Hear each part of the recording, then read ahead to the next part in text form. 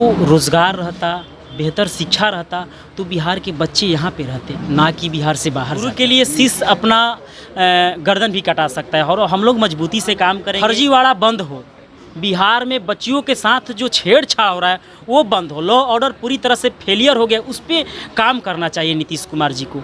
इस पे चर्चा जहां हर एक दल अपनी पार्टी को मजबूत करने में लगी है, वहीं राष्ट्रीय लोक जनता दल में एक नया चेहरा, एक युवा चेहरा विराट सिंह कुशवाहा के रूप में आया है। काराकाट से आप हैं, संसदीय क्षेत्र भी उपेंद्र कुशवाहा जी का है। क्या लग रहा है, हाथ मजबूत करने के लिए आए? अरे उनका हाथ तो पहले ही मजबूत है। पूरे बिहार के सभी समाज के सभी समुदाय के छात्र और नौजवान उनके साथ मजबूती से है।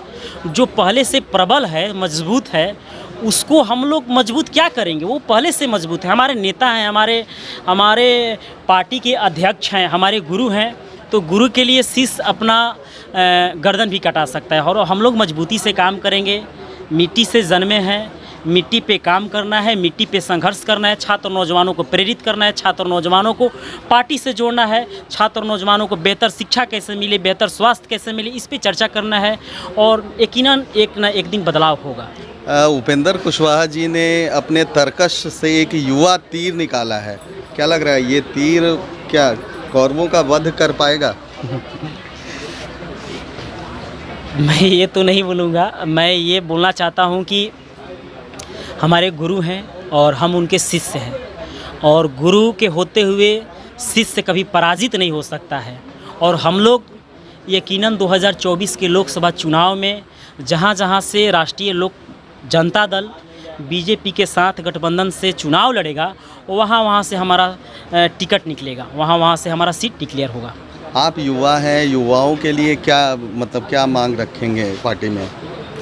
नहीं, पार्टी में क्या मांग रखना है? पार्टी सत्ता में आएगा तो युवाओं को बेहतर शिक्षा देगा, बेहतर स्वास्थ्य देगा, बेहतर रोजगार देगा। अभी तो हम लोग नीतीश कुमार जी से मांग करेंगे ना कि फर्जीवाड़ा बंद हो, बिहार में बच्चियों के साथ जो छेड़छाड़ हो रहा है वो बंद हो। लॉ ऑर्डर पूरी तरह से फेलियर हो गया, उस पर काम करना चाहिए नीतीश कुमार जी को। इस पर चर्चा होनी चाहिए और हम युवा हैं, युवाओं को आगे की ओर ले जाना है, छात्र नौजवानों को जोड़ना है, तो आगे ये सब होते रहेगा। लेकिन महागठबंधन के तो लोग लगातार कह रहे हैं कि बिहार में सुशासन है। जिस तरह से विगत एक महीने में जितनी भी घटनाएं घटी हैं, चाहे आपराधिक घटना हो, जो बालिका के साथ दुष्कर्म हो, क्या कहेंगे? लॉ एंड ऑर्डर किस तरह से काम कर रहा है? देखिए सीधा बात बता रहे हैं आपको। सुशासन की सरकार रहती तो बिहार में आज बड़े पैमाने पे फैक्ट्रियाँ लगाया जा सकता था, जिससे आज बिहार का रेशियो आप सभी को भी पता होना चाहिए कि बिहार के बच्चे लेबर कौम के हैं, मजदूरी करने के लिए बिहार से बाहर जाते हैं। तो रोज़गार रहता, बेहतर शिक्षा रहता तो बिहार के बच्चे यहाँ पे रहते, ना कि बिहार से बाहर जाते। नीति आयोग की एक रिपोर्ट आई है जिसमें बिहार को सबसे अंतिम पायदान पे रखा गया है। बिल्कुल, गरीबी में। तो क्या लग रहा है कि 18 वर्ष का ये जो सुशासन कहा जा रहा है, क्या सुशासन वाकई है? जिस तरह से गरीबी के बारे में कह रहा है कि गरीबी कम हो रही है, मुझे तो लग रहा है कि गरीबी कम हो रही है या गरीबों को हटाया जाए। सुनिए, नीतीश कुमार जी 500 करोड़ रुपया विज्ञापन में अपना चेहरा चमकाने के लिए खर्च कर सकते हैं, लेकिन बाढ़ पे काबू, चिमकी बुखार पे काबू, युवाओं को रोज़गार देने पे नीतीश कुमार जी पूरी तरह से फेलियर है। अभी बिहार में आई फ्लू फैला हुआ है। बिल्कुल, जिस तरह से फैला हुआ है, जैसे कोरोना एक महामारी थी, लग रहा है कि ये भी एक तरह से उसी महामारी का रूप लेता जा रहा है। इसकी रोकथाम के लिए क्या राज्य सरकार क्या कदम लग रहा है कि नहीं? राज्य सरकार को अपना गाइडलाइन पारित कर देना चाहिए था। तो आए सब लोग सोए हुए हैं और स्वास्थ्य मंत्री भी इस पर चुप्पी साधे हुए हैं। तो इस पर गहन समीक्षा होनी चाहिए और इसके विषय में भी सोचना चाहिए सरकार को।